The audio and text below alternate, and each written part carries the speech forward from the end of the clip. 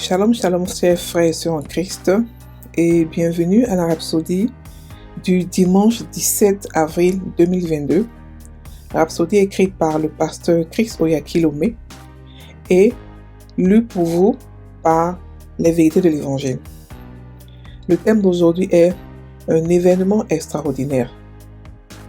C'est le verset de Acte 1, verset 9 qui dit « Et quand il lui dit ces choses, pendant qu'il voyait, il fut enlevé, et une nuée le déroba à leurs yeux. » Fin du verset.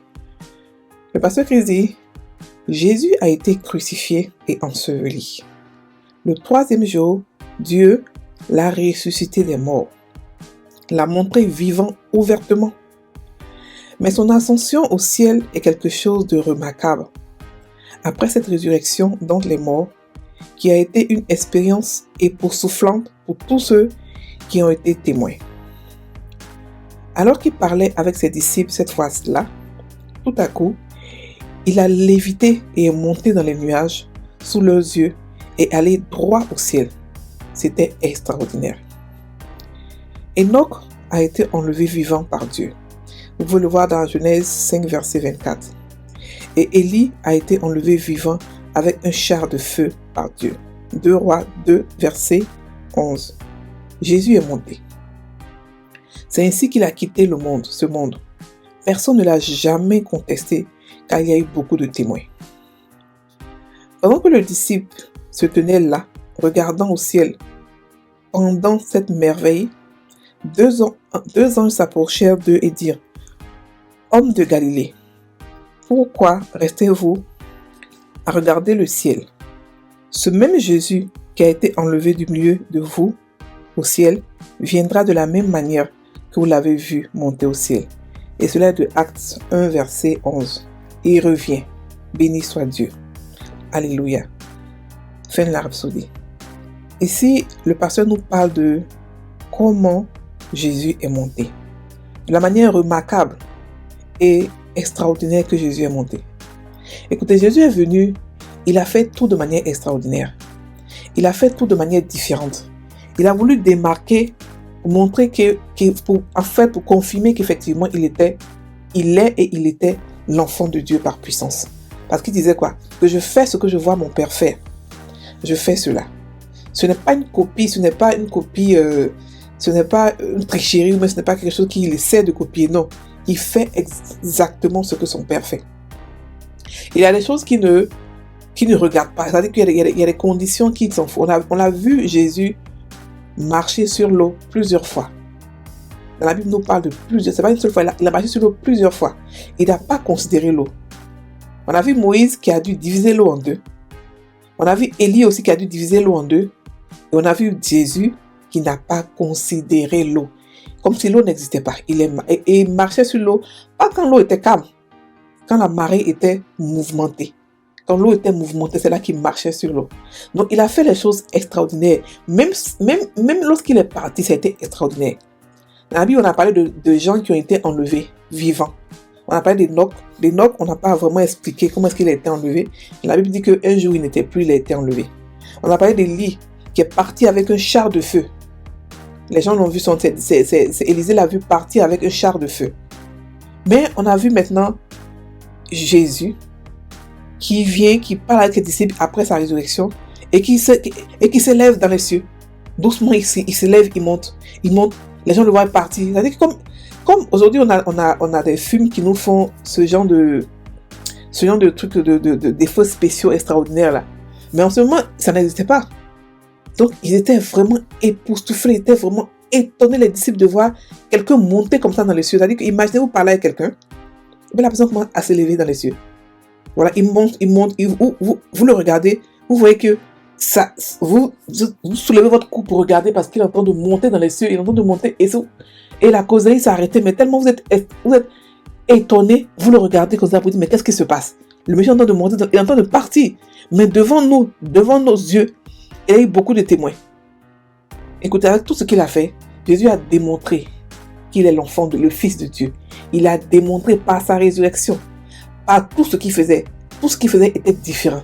Par sa manière d'enseigner, par sa manière de chasser les démons, par sa manière d'aimer, par sa manière de se soumettre à Dieu, par sa manière de copier Dieu, par sa manière de mourir, parce qu'il a commandé sa mort, par sa manière de mourir, par sa manière de vivre. Il a montré qu'il est le Fils de Dieu en puissance. Aucun prophète n'est revenu à la vie. Aucun prophète. Avant Jésus, Jésus est le seul qui est revenu à la vie. Il est le seul qui a prédit qu'il allait revenir à la vie aussi. Son tombeau actuellement est vide. Le tombeau de comment il s'appelle? Lazare qu'il avait ressuscité. Le tombeau de Lazare est là parce que Lazare est mort plus tard. Mais Jésus, son tombeau est vide. Aujourd'hui, beaucoup de gens visitent son tombeau à Jérusalem. Le tombeau est vide. Et le caillou qu'ils avaient déposé devant le tombeau, ils avaient déposé un gros caillou avec 16 security guards, 16 soldats pour protéger, pour ne pas que ses disciples viennent voler son corps. Mais le Saint-Esprit est venu enlever tout ça. Il est venu carrément enlever le gros caillou là. Et lorsqu'il est venu, tous les 16 personnes étaient comme morts devant lui. Et Jésus a été ressuscité. Il a ouvert le tombeau. Alléluia. Par sa mort, il démontre qu'il est l'enfant de Dieu en puissance. Aujourd'hui, nous sommes quoi? Aujourd'hui, nous sommes la Pâque. La Pâque qui représente la résurrection de Jésus. La Pâque qui représente le fait que Jésus est né de nouveau. Et non seulement ça, c'est pas pour nous qu'il a fait cette résurrection. C'est pas pour nous qu'il est venu, c'est pas pour lui qu'il est venu mourir. C'est pas pour lui qu'il a fait tout ça. Lorsqu'il est mort sur la croix, il a pris les péchés du monde entier. Tous ceux qui devaient naître dans ce monde, passé, présent et futur, il a pris leurs péchés. C'est pour ça qu'il est mort en 6 heures. Pas moins que ça. Pas plus que ça. Il a commandé sa mort. Et il a pleuré quand le Père a détourné ses yeux de lui parce qu'il était rempli de péchés, des péchés du monde entier qu'il a accepté de prendre. Il a pleuré pour ça. Parce qu'il était tout le temps proche de son Père, parce qu'ils n'ont jamais été séparés. Il a pleuré parce qu'il savait que c'était le sacrifice qu'il fallait faire pour que nous ayons la vie éternelle. Nous ayons sa nature. Nous ayons son statut. Nous ayons sa prospérité. Nous ayons son nom. Nous ayons la domination sur Satan et sur le péché à cause de nous. Le sacrifice qu'il a fait à la croix est un sacrifice éternellement grand. Il n'y a pas de plus grand sacrifice que ce qu'il a fait. C'est pour cela qu'il mérite la place aujourd'hui de la tête du corps de Christ. C'est pour ça qu'il mérite la place aujourd'hui de notre souverain sacrificateur. Parce que ce qu'il a fait, personne ne va le faire et personne ne pourra le faire. C'était impossible à réaliser. C'est lui seul qui a pu le réaliser. Parce qu'il était parfaitement synchronisé avec Dieu. Parce qu'il était rempli d'amour. Donc frères et sœurs, la Pâque aujourd'hui, sachez que ça commémore, ça implique, la résurrection de Jésus. Nous devons être contents. C'est un jour de joie pour nous. Parce qu'il est mort, il est ressuscité. Ses disciples aujourd'hui sont joyeux parce que il est ressuscité. Ils ont pleuré pendant 3 jours. Ils se sont cachés pendant 3 jours. Ils n'ont pas pu dormir pendant 3 jours. Mais le 3e jour, il est sorti de la tombe. La tombe était comme juste un petit caillou. Il est sorti de la tombe et aujourd'hui, il est ressuscité. Et il est en nous. Il est en nous, tout le monde. Il s'est ressuscité et il s'est répandu partout. Il vit en moi, en toi mon frère, en toi ma soeur, en tout le monde il vit. Donc à travers de nous, il continue toujours son ministère. Il n'y a personne comme Jésus. Il n'y a personne comme Jésus. Donc frères et sœurs en Christ, sachez qui vous êtes. La Bible dit que tel qu'il est, tel que nous sommes dans ce monde, il s'est dupliqué en nous. Et on a sa même nature. C'est pour cela que la maladie ne peut pas nous effrayer. C'est pour cela que la pauvreté ne peut pas nous effrayer. C'est pour cela que le diable lui-même ne peut pas nous effrayer. Parce que nous sommes au-dessus de nous, nous dominons par le nom de Jésus. Et ce nom-là domine dans les cieux, sur la terre et sous la terre. Et ce nom-là, nous avons le mandat légal de l'utiliser. Nous sommes des ouvriers avec lui.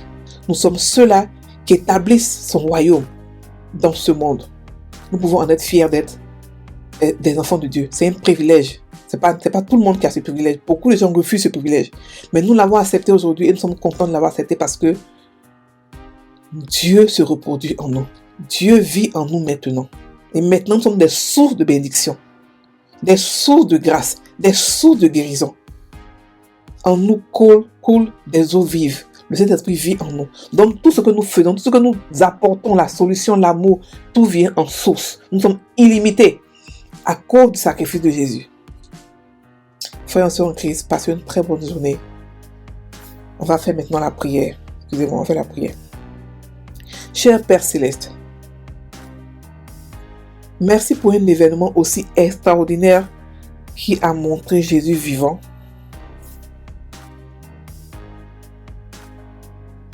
Et Seigneur au-dessus de tout le monde.